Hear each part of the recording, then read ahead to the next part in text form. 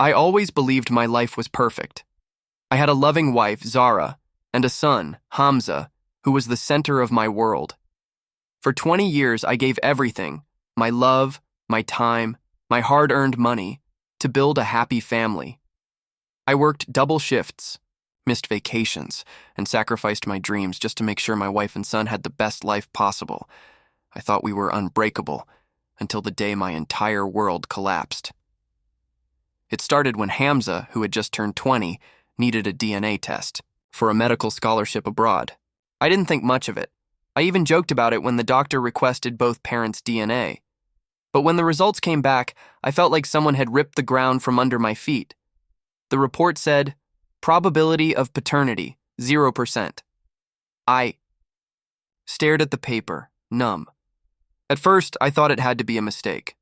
But after 3 more tests at different labs, the results were the same. Hamza wasn't my biological son. I confronted Zara that night. She froze when I showed her the reports, then whispered, "Amir, I can explain." "Explain what?" I screamed, my voice shaking. "I raised him, Zara, for 20 years. Whose son is he?" Tears streamed down her face as she finally confessed. "It was Samir. Samir, my best friend since college. My brother in every way except blood."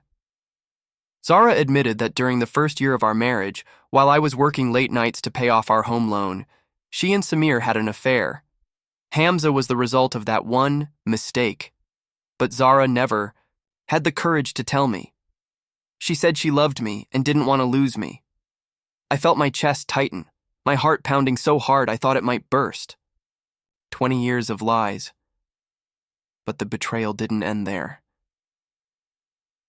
When I dug deeper, I discovered that Zara and Samir had never stopped contacting each other. They had stayed friends all these years. I even found messages, flirtatious, intimate. Messages, exchanged just months ago. Something inside me snapped. I didn't scream. I didn't cry. I didn't break anything.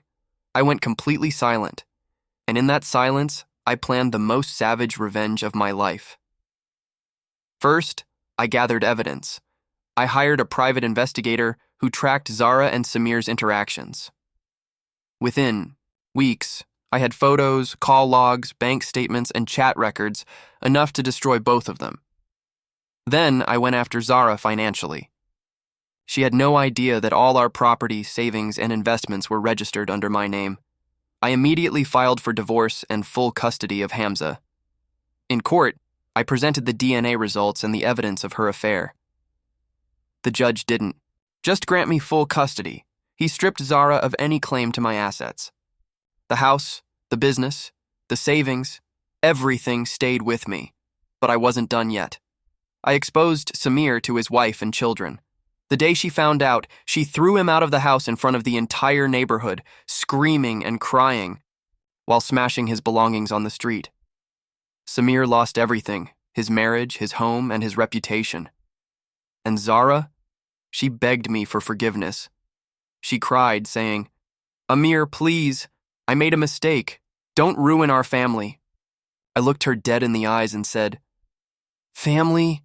You ruined that 20 years ago." She moved into a small rented apartment after the divorce, completely cut off financially. But what about Hamza? He was innocent in all this.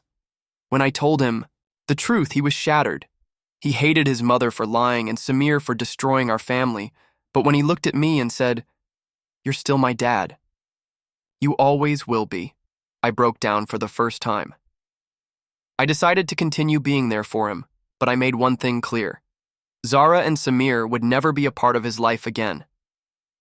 Fast forward 2 years. I've rebuilt everything.